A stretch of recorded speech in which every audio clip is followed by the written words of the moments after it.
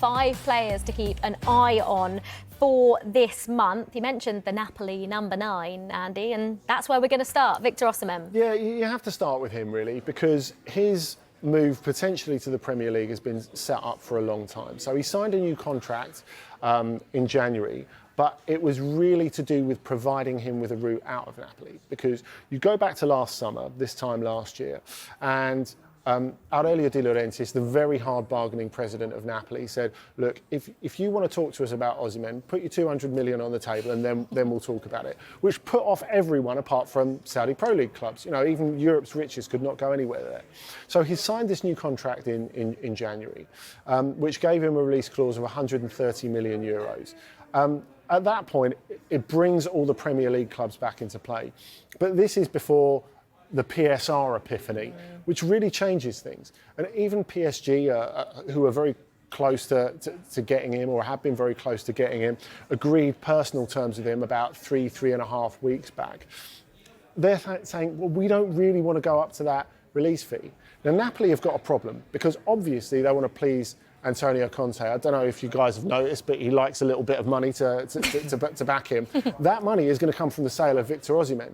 And of course, Napoli are getting twitchy, A, because of that, and B, because when they gave Osimhen all these extra wages, it was like his gold watch, really, for his service, for helping them win the league a year and a half ago. They weren't expecting to pay it for more than 6 months. They really need to get rid of him now. Now, Romelu Lukaku is ready as ready can be to join up with Antonio Conte at Napoli, but it can't get done until they get rid of Osimhen. So really, there probably needs to be some sort of compromise between PSG and Napoli at some point, because, you know, we talked about that superstar that PSG could do with. Well, I think it's probably him, someone who had this absolutely magnetic attraction to all the from all the big name personalities like Drogba, like Eto'o at the African Cup of Nations. He could be that next superstar for PSG. Do you not think he's, like 12, 18 months ago, I think there'd have been a huge list of teams that were interested in him, and now it feels like he's down to just Chelsea and PSG, who you've just mentioned. I feel like his stock's fallen quite dramatically over the last 12 to 18 months compared to where it was. Am I right in thinking that, or is that wrong? I think you are right, but I don't think it's anything you can put on him. I think the fact is, you look at how Chelsea are trying to shift Lukaku, and that's because his contract is a bit anachronistic with what they're trying to do now. That's a 3 years ago contract. None of those players are getting paid their signings, even the big money signings of the last couple of years, are getting paid anywhere near what Lukaku has been getting paid. And the problem is, with Osimhen, it's an expensive deal on a personal level. And he deserves that, I think, because of the personality he is, because of the player he is, because he's so incredibly Premier League ready. Now, I do wonder if there's a little bit of Fernando Torres about him, in that the Premier League will bring the best out of him, but it may well break him as well, because he puts his head in, you might have seen from the mask, in places where other people wouldn't put their feet.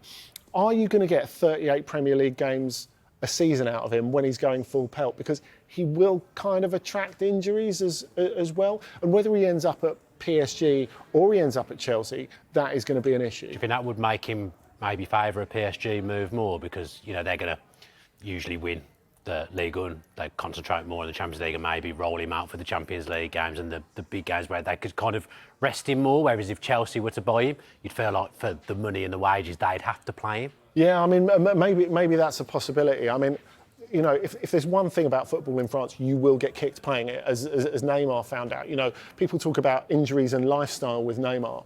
All his injuries are contact injuries because he's just too good and got kicked absolutely loads while he's in Paris. So I think, you know, he would need a bit of protection, Osimhen, and maybe that's leaving him out of the team for some domestic games, as you say.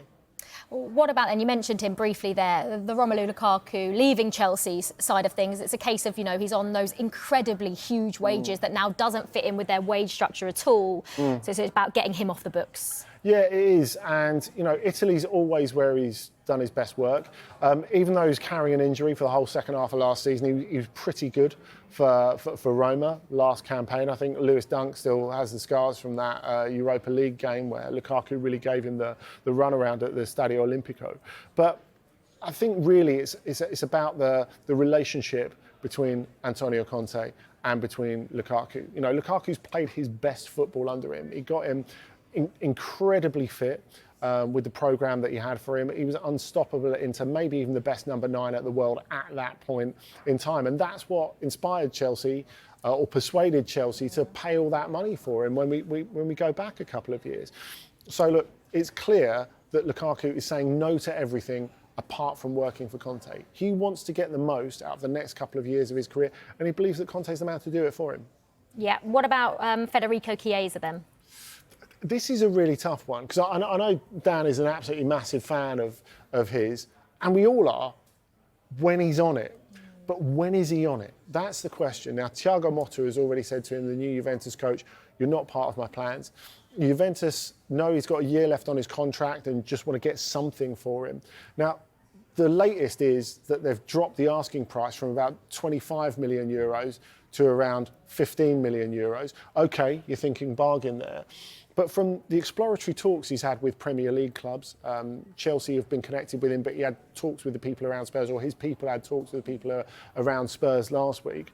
And they were quite surprised at the amount of wages he was asking, particularly with how inconsistent he's been in the 3 years since he was so brilliant at Euro 2020, because he's had a cruciate knee ligament injury in that time.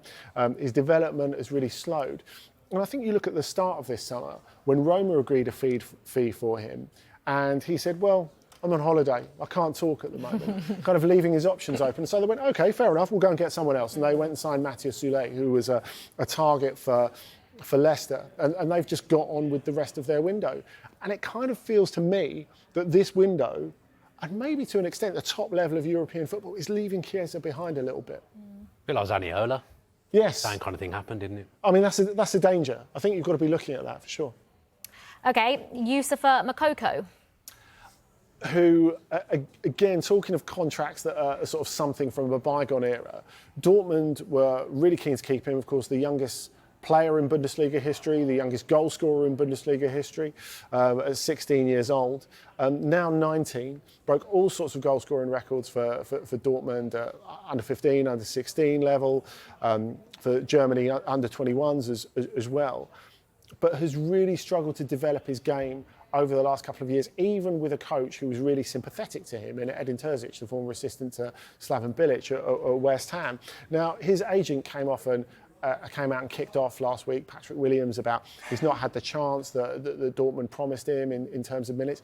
He's not developed enough, really, to have those minutes. We know he's a terrific finisher. We know Marseille are very interested in him, and he's interested in going there. Lille are trying to gazump that deal at the moment. At one point, Premier League clubs would have been all over him. But he earns $8 million a year. It's another expensive deal for someone who's still relatively unproven. And staying in Germany then, what about Bayern's Leon Goretzka? Now, you know how Premier League teams, Olivia, have had this problem for years and years. When they want to clear the decks, it's the toughest thing to do, because those players earn so much money. Where do you place them?